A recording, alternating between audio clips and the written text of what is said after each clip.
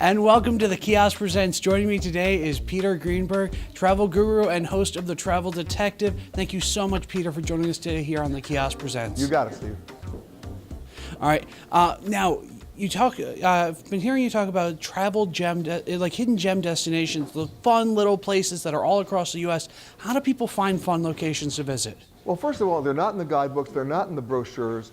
You'll find them a lot on my website, which is petergreenberg.com. I'm talking to you from one of them right now. It's the Justin Vineyards in Paso Robles, California. No, it's not Napa, it's not Monterey. It's actually located between Los Angeles and San Francisco, right on the central coast of California. It's a family-run vineyard, been open for about 32 years. A fun experience and accessible, and guess what? Affordable, which brings me to the point of, okay, we have accessible, we have affordable, but then again, how do you pay for it? And what do you do with all those miles or points you're earning using your credit cards? And if you're like me, you're not doing a lot with them because you can't redeem them.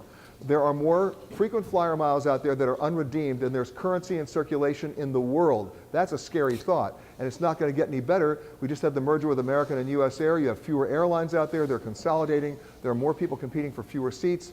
They're not going to give you that free ticket. So you have to reorient the way you're going to use your credit cards so that you can actually redeem them for great travel experiences like the one I'm in right now. You look for a card that's not going to give you miles. You're not going to look at cards necessarily that's going to give you cash back. You're looking for a card that's going to give you points that you can actually have instant redemption for things that are meaningful to you. One of the ones we found is one called the Bank Americard Travel Rewards Card, and here's how it works. You come to a place like Justin Vineyards, you use your card like you would for anything else to buy goods and services, wine tasting, or go to a hotel, buy an airline ticket, whatever. Then when you get your statement, you've earned all those points. You can take those points and say, hey, reduce my bill by X number of dollars because I'm redeeming those points. And that redemption happens instantaneously. It's very easy to earn points in this world. It's very difficult to redeem them unless you have a transparent card, and that's one of them. Fantastic. Now, what types of activities do you recommend for a family visiting a new location? Well, the real key here is not the new location itself, but when you go. The last thing you want to do is be on a trip to Disney World in July. I'm sorry.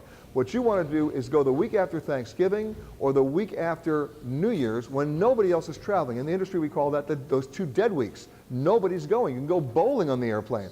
So the thing is, you get your kids out of school, get the teachers to give them an extra credit assignment. They get a great experience. They learn. How about that? You're not mortgaging your house in the process. You're not standing in a long line. It's a win-win. Yep. That is fun. Now, how do we take advantage, let's say a business trip, and we want to go to a nice hidden location that people otherwise wouldn't know about? Well, for example, use Justin Vineyards as an example. If you're anywhere in Central California, or not even close, only about a 3-hour drive, any way you look at it, from the middle of the state to anywhere else, guess what? Business travelers extend those weekday trips to the weekend, and 2 things happen. One, they take advantage of lower airfares because they're staying over that dreaded Saturday night, which they otherwise wouldn't do.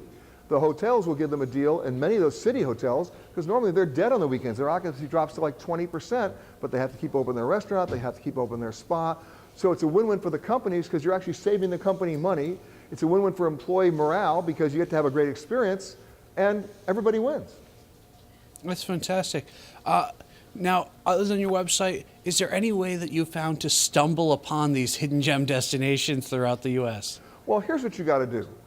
Don't go to the tourist boards or their websites. They're only going to push in their iconic locations with no deals at all. What you really want to do is go to the local newspaper websites in the cities where you want to go and see what they're talking about, because in many cases they're advertising to locals not even thinking you're going to show up, and that's where you're going to find the deals. Fantastic. Well, thank you so much, Peter, for joining us today here on the Kiosk Presents.